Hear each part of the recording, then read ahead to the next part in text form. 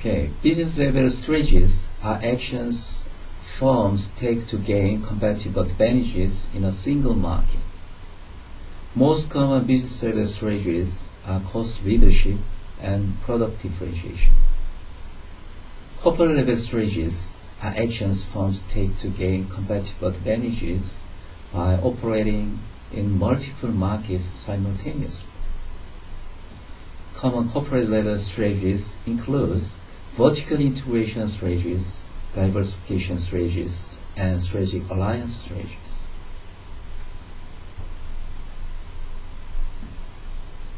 Okay, strategy implementation occurs when a firm adopts organizational policies and practices that are consistent with its strategy.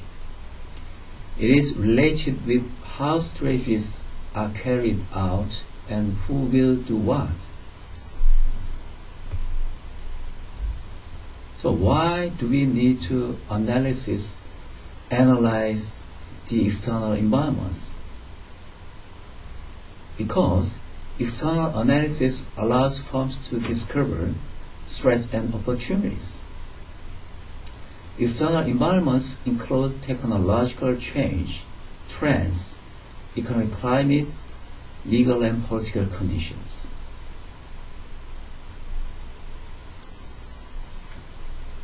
Now at the moment we have very specialized and distinguished model, which is called the SCP model. The SCP model is originally developed to spot anti-competitive conditions for antitrust purposes, but it came to be used to assess the possibilities for above normal profits for firms within an industry. The SCP model consists of industry structure, firm conduct, and performance. The structure measured by such factors as the number of competitors in an industry, the heterogeneity of products, and the cost of entry and exit. The firm conduct refers to the strategies that firm in an industry implement. And lastly, performance means the firm performance in a firm level and society. In firm level, there are competitive disadvantages, competitive parity, and competitive advantages. In society, performance means productive and allocative efficiency, level of employment, and progress.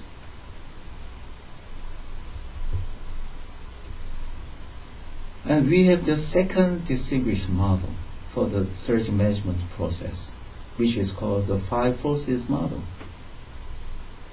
The Five Forces model identifies the five most common threats faced by firms in their local competitive environments, and the conditions under which these threats are more or less likely to be present. Environmental threats are forces that tend to increase the competitiveness of an industry and force firm performance to competitive parity level.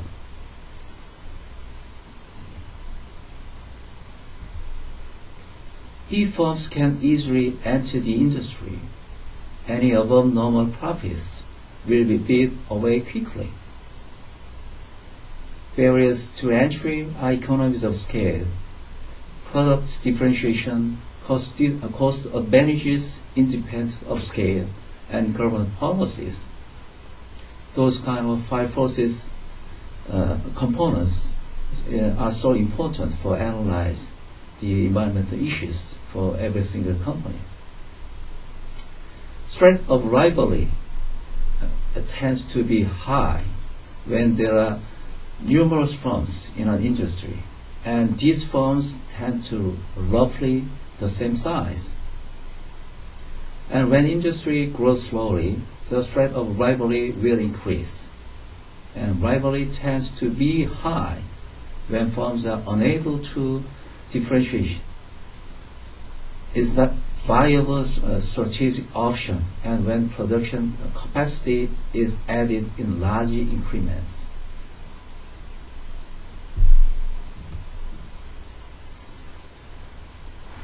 Next issue is on the substitution. Substitutes create a price ceiling because consumers switch to the substitute if price rises. Suppliers can threaten the performance of firms in an industry by increasing the price of their suppliers and by reducing the quality of those supplies. Threats of suppliers increase when there are a small number of firms in supplies industry. Highly differentiated products, lack of close substitutes for suppliers' products, and supplier could integrate forward. Powerful buyer act to decrease a firm's revenue. If a firm has only one buyer or a small number of buyers, these buyers can be very threatening. And in case the products and services are standard and not differentiated, the threat of buyers will be increased.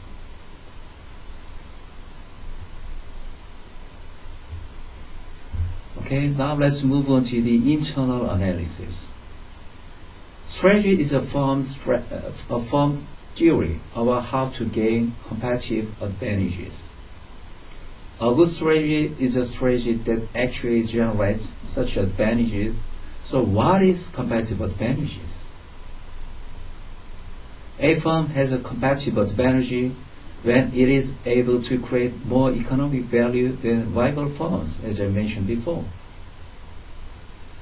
As the external analysis illustrates the market condition and environment and presents opportunities and threats for a firm.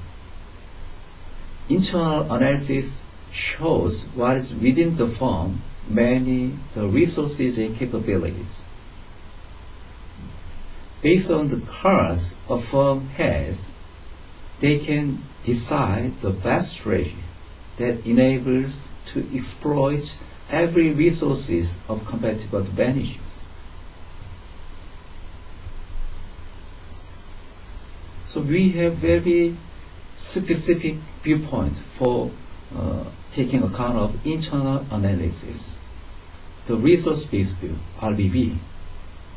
The resource-based view assumes that a firm's resources and capabilities are the primary drivers of competitive advantage and economic performance. In RBV, resources are defined as the tangible and intangible assets that a firm controls that it can use to conceive and implement its strategies. Firm's factories, products, reputation among customers, and teamwork are resources. Capabilities are a subset of a firm's resources, and it defines as a tangible and intangible assets that enable a firm to take full advantage of other resources. Capabilities alone do not enable a firm to conceive and implement its strategies. Capabilities include marketing skills and teamwork among its managers. A firm's resources and capabilities can be classified into 4 categories, such as financial resources, physical resources, individual resources, and organizational resources.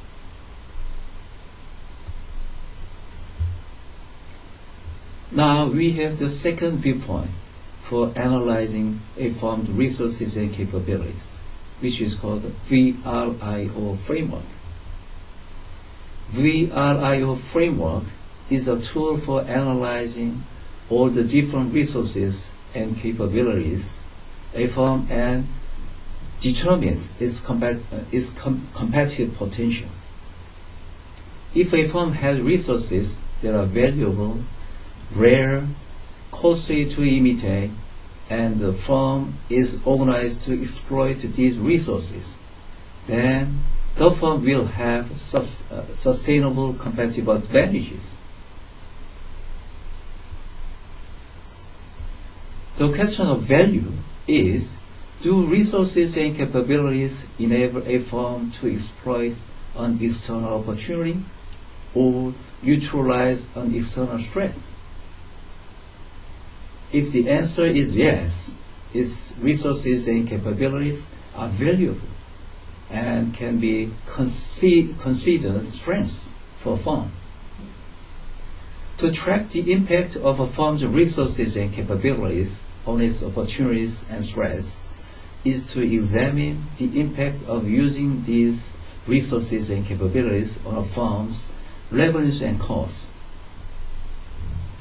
Firms that have valuable resources and capabilities will see an increase in their net revenues or a decrease in their net costs.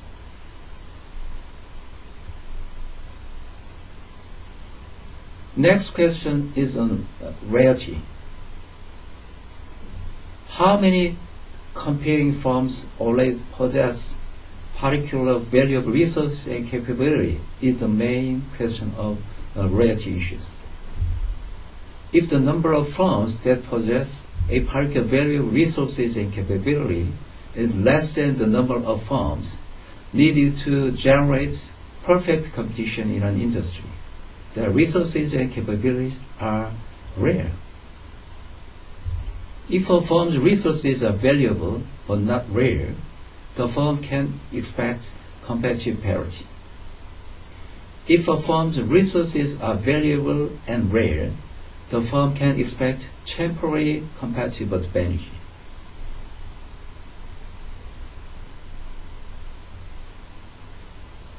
The question of next issue is on imitability is, do firms without a resource or capability face a cost disadvantage in obtaining or developing it compared to companies that already possess it?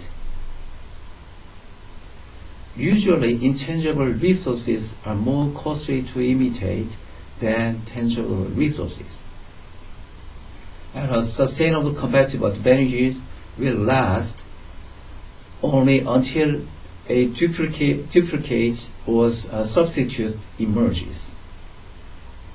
So what makes costly to imitate resources? The resources and capability that has unique historical conditions, casual ambiguity, social complexity, and patterns are costly to imitate resources and capabilities.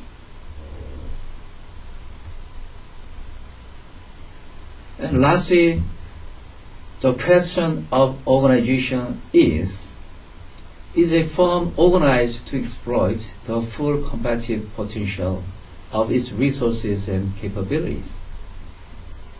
If the answer is yes, they can have a firm to achieve sustainable competitive advantages. The components of a firm's organization have limited ability to generate competitive advantages in isolation. However, in combination with other resources and capabilities, they can enable a firm to achieve sustainable competitive advantages. As we can see, internal analysis tells us what the firm should do given the relative strengths and weaknesses of resources and capabilities. So, manager's job is to bundle resources and capabilities to achieve competitive advantages. Okay, as I mentioned before, we have two dimensions of strategies for a firm: business level strategy and corporate level strategies. The strategic choices step in the strategic management process available to firms fall into two large categories. Those are business level strategy and corporate level strategy. Business level strategy includes cost leadership strategy and product differentiation strategy. And corporate level strategy includes vertical integration strategies, diversification strategies and strategic alliance strategies. And even we can see the great detail about alliance strategies, including merger and acquisition strategies and international strategies. Let's look at these one by one. As I mentioned before, business level strategies are actions firms take to gain competitive advantages in a single market or industry. A firm that chooses a cost leadership business strategy focuses on gaining advantages by reducing its costs to below those of all its competitors. This firm should focus on not just reducing costs, but also keeping its costs low. In contrast, product differentiation is business strategy whereby firms attempt to gain a competitive advantage by increasing the perceived value of their products or services. By increasing the perceived value of its products or services, a firm will be able to charge a higher price than other firms, competitors. This higher price can increase a firm's revenues and generate competitive advantages.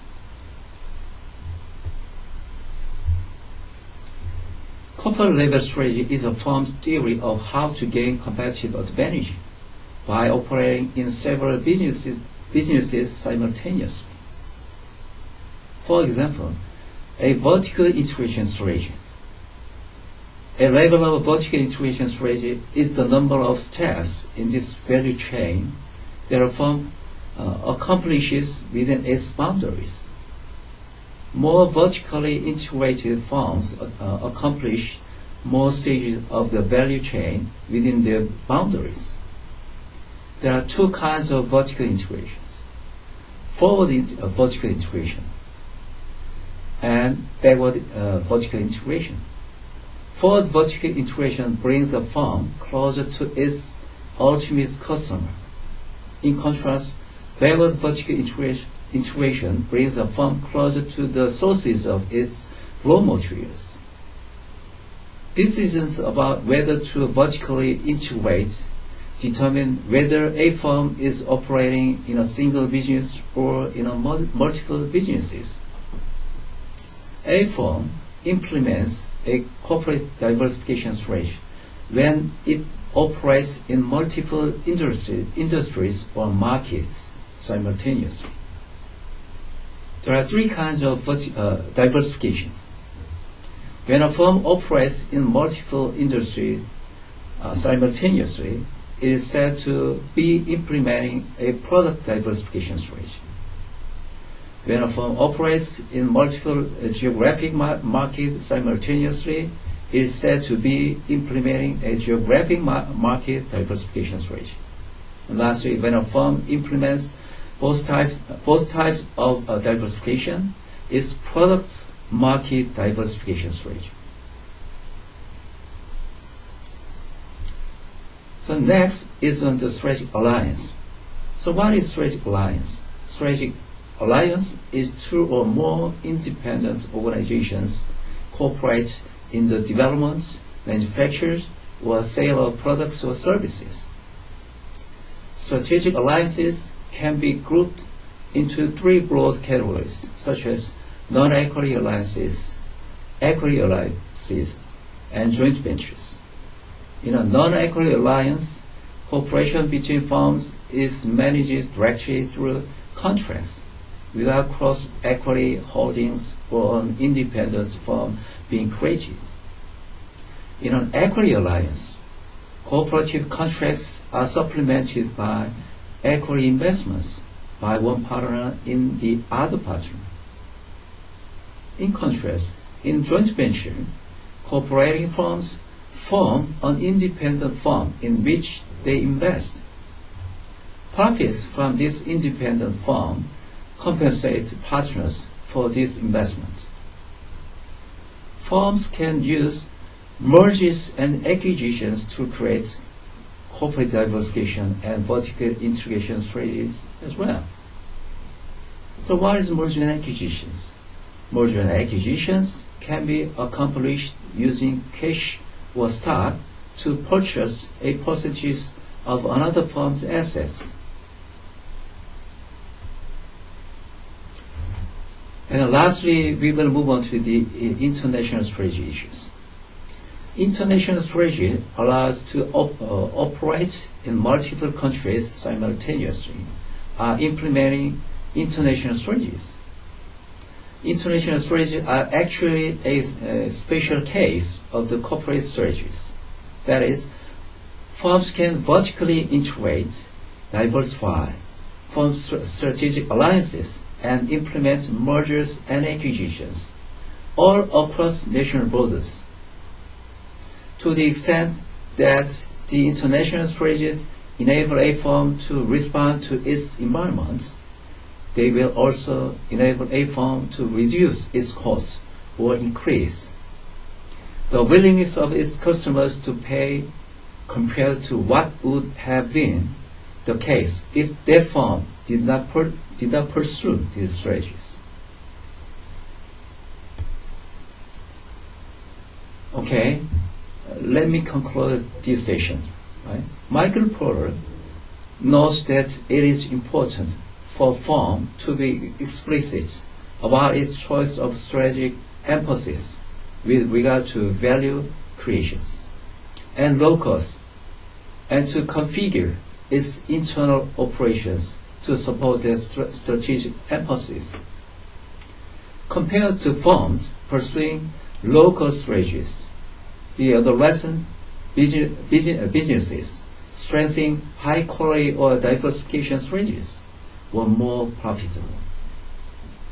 Other more recent entrepreneurship literature has suggested that new ventures or startups consider a broader spectrum of strategic options, including direct competition with market leaders. However, at the moment, we don't have any easy answer for this kind of strategic management for startups or new ventures. Everything's actually are depending on every single case. We have no easy answer for every single cases for startups and new ventures. So, hopefully, all the best for your businesses. Thank you.